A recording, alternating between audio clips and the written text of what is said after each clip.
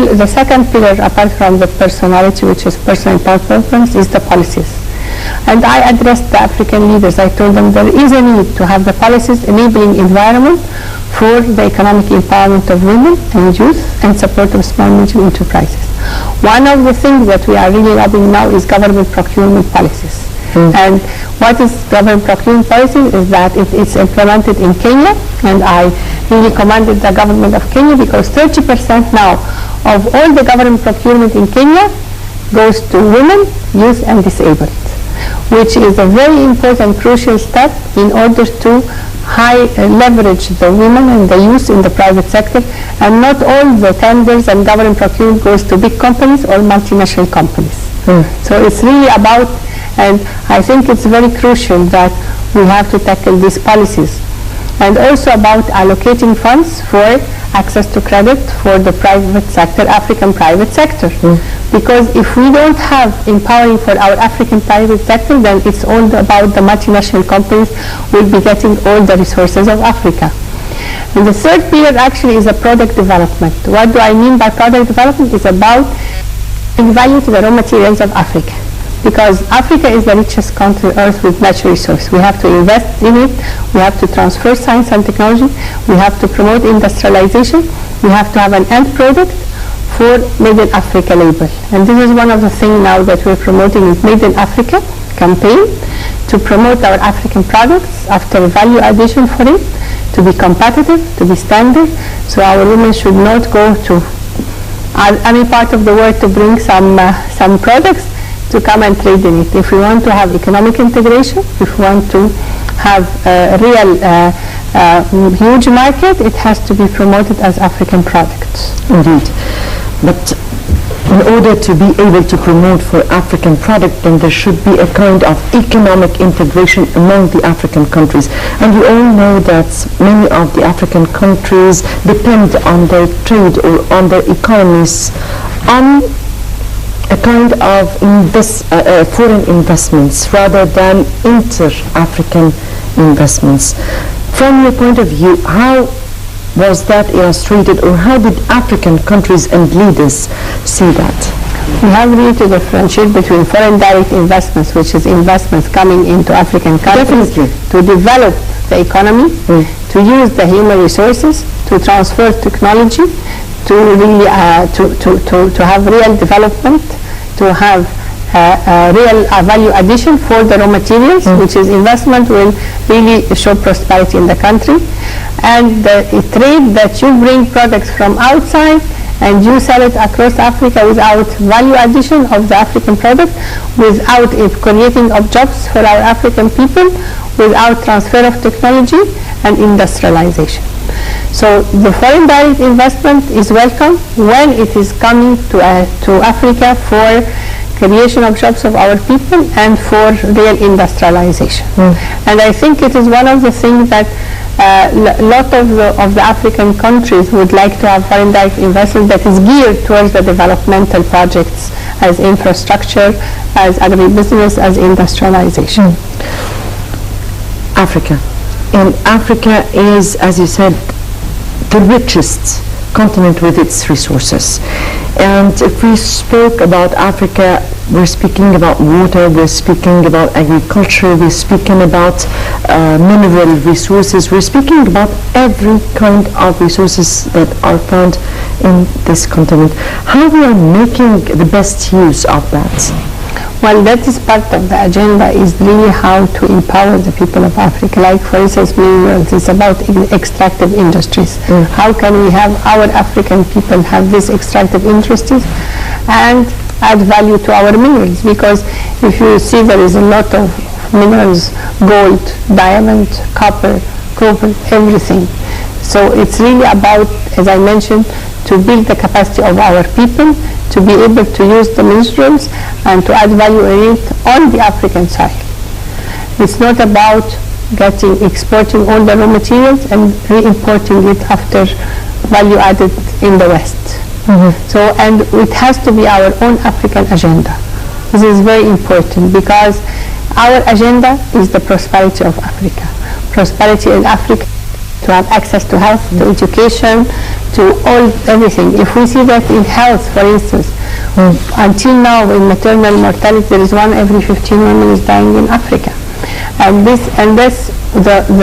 This year is crucial, 2015, because it is the end of the Millennium Development Goals. Some countries have achieved some success, others not. It is the first, is the start of the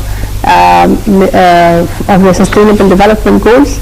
This Peking Plus 20, because this is also on the margin of the summit. We had a conference about Peking Plus 20 for women, and it was very highlighted that for Africa to achieve its Agenda 2063 and have real reduced maternal mortality, infant mortality, combat even malaria, because for instance, the second day we had a meeting about malaria, Alliance of African Leaders Against Malaria, because till now malaria is a very big issue in Africa. So Ebola was on the hot topic actually.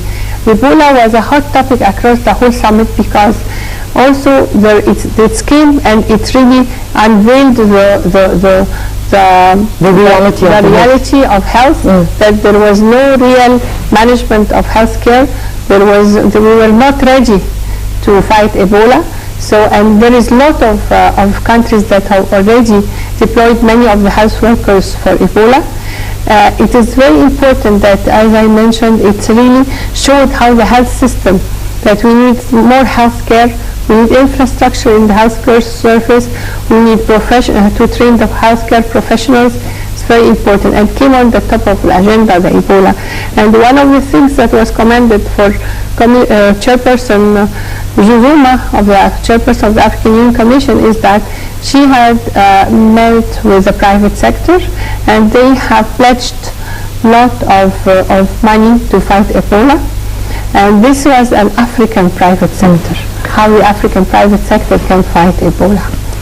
Dr. Amini, if I may speak about Egypt, and now we are truly and sincerely having a new approach towards Africa. What was exactly Egypt's message to the African Union this year? What was Egypt's agenda for the African Summit? I know that President Sisi didn't have enough time because of the tragic attack that occurred here in Egypt, but we had an agenda, we had a vision for Africa to deliver there. Can you tell us more? Well, actually, Egypt has a lot to offer to our sisters and brothers in all over Africa, because we have scientific expertise. We have a lot of experience in agriculture and agribusiness. We can train in a lot of healthcare professionals. One of the things also initiative was about the host of the Africa Space Facility, which is under Agenda 2063, which that Egypt promotes to host the Africa Space Facility. And of course, also one of the initiatives of Egypt is about to have management of conflict zone and build the capacity of the African Union commissions for mediation in conflicts and to fight against terrorism. So it's really about how can we use our expertise, how can we export our scientific knowledge, how can we help in projects and developmental projects across Africa. One of the things, for instance, so I personally, because it's the Year of Women Empowerment, we had a special booth about our African Training Center for Economic Empowerment for Women and Youth and support of small and medium enterprises, which main target is training our African sisters and brothers in agriculture and agribusiness in support of small and medium enterprises, to value addition, product development. So there is a lot, and this experience was really will be replicated across all over Africa. And we are hosting the African Congress for Women Empowerment and Youth Empowerment, inshallah, next April, which will be in collaboration with the African Union Commission, with the United Nations Economic Commission for Africa, UN Women, and the main theme is economic empowerment for women and youth and support of SMEs heading towards Africa 2063. Domestically Development Agenda. Yes, hopefully for a more prosperous Africa, but first we have to address the main challenges facing the continent. Dr. Amina Asfour, Chairperson of the Economic Business Council, focal point of the Eco-Social Council, and of course member of the African Union Foundation. Exactly, African Union Foundation. Thank you very much for joining us. And if we are addressing one of the main challenges right now facing the African Union is terrorism. Terrorism, radicalism, which is hitting hard at the core of the continent's heart here. If we spoke about radicalism, then we have to speak about new discourse to address this challenge. This is exactly what we are going to discuss in our next segments. Before we start with our discussion, let's first have a quick report on President Sisi's speech and how he addressed this challenge, and come back for discussion.